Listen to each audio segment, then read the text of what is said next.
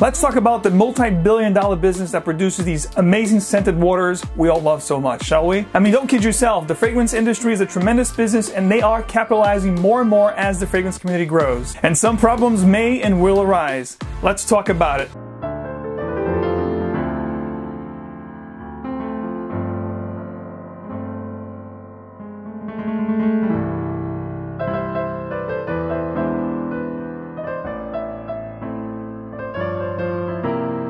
What is going on, Frag fam? I hope I didn't scare you too much with the intro of this video. Today is nothing negative per se, or at least not entirely, but we're gonna dig a little bit into the fragrance world. We're gonna talk a little bit about what transpired in 2018, as well as what we're looking forward to, what we can expect to see in 2019 as well. Before I jump into today's video, I wanna ask you guys to continue to show your support. If you haven't yet, if it's your first time landing on this page, or if you do enjoy the content, please don't forget to like, share, and subscribe. I would greatly appreciate it. Also, don't forget to enable your notification bell. That way you guys will never miss out on future videos. Since the beginning of the explorers coming into America and bringing these scented waters, you know, fragrance have always had, a play, so to speak, on the American culture.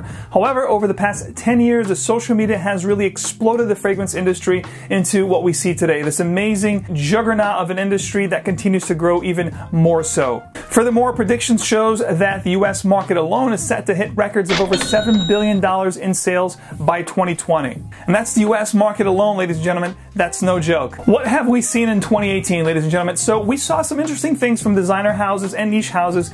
However, I think the indie side of thing really rised up to the occasion. I saw tremendous new releases from indie houses that are really rising up and really making a statement, if you will. I'm very proud to try some of these indie houses and actually review them for you. And I would really suggest and recommend you really take a close attention to those indie houses, because they have the freedom to kind of take the direction that they want and really experience more exotic things, more unique things, rather than what we saw from the designer side of things, which is a lot more of the same, just taking those scent profiles and just changing them, tweaking them a little bit, but just kind of giving us variations of the same thing. Not happening with the indie world. I'm very proud to say. I would have to say that the indie market, the indie fragrance houses that are also part of the Fragcom groups are more in tune of what we want to see, which is more exotic, unique scents, and long-lasting performance fragrances. So it's something to keep in the back of your head in 2019. Take a close look at indie houses. I'm not going to mention any names, but you guys can go through my videos and you'll see that they have really delivered in 2018 and expect them to continue to do that in 2019. Now, we did see some really interesting things from designers. Now, what is likely to happen in 2019? I think we're going to see a lot more companies trying to give us variations of the same things that we saw in 2018 and perhaps going into a different direction, which is what we hope for. But, you know, I have to say, unfortunately, we're going to see a lot of those flankers that we like and some of us don't like so much.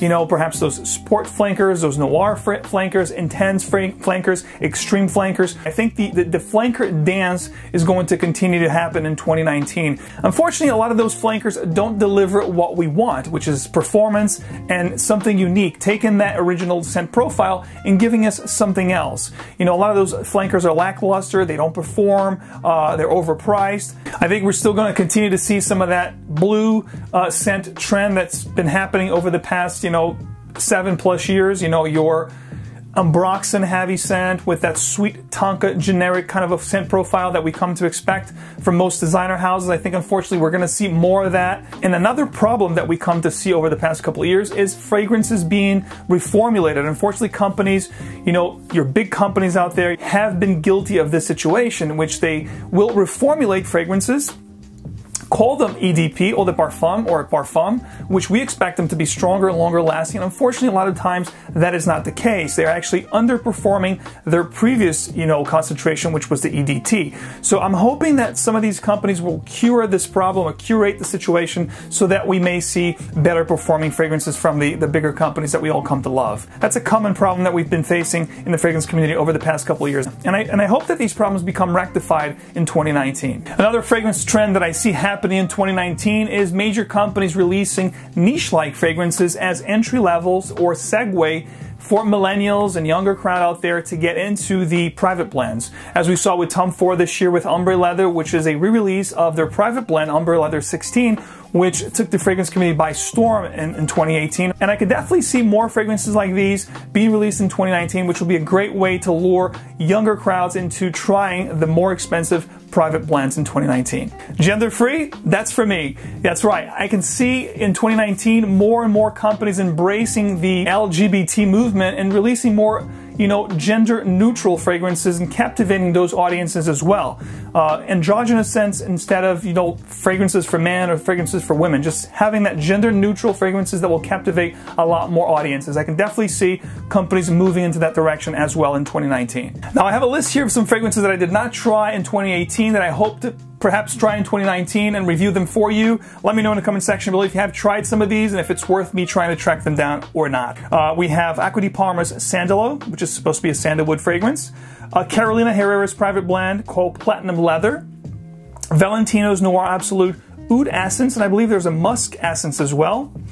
John Varvatos Nick Jonas Crimson. I did review the blue one, which I wasn't really, blown away, but I'm really looking forward to trying this crimson one. From the note breakdown, it seems like it's going to be really nice. Dunhill's Century. And last but not least, the Azaro's Blends Collection. Now, please let me know in the comment section below what you guys think about 2018 in the fragrance world. What did you guys think about the trends, the releases? Do you think it was an okay year? What were your favorite releases in 2018? And what are your thoughts on 2019? What do you think the fragrance industry has to offer in 2019? Is it going to be more of the same, or are we going into different directions altogether? Please share your thoughts down below and let's start a little conversation. Don't forget to check in with me on Instagram as well as the Emporium of Scents Facebook group. I actually use those two social media platforms a lot to fill in or bridge the gap with you guys. I'm going to have those linked below and I hope to see you guys there. Thanks so much for tuning in, ladies and gentlemen. Have a happy, healthy, and fragrant 2019. Stay fragrant, and of course, I will catch you in the next one. Peace.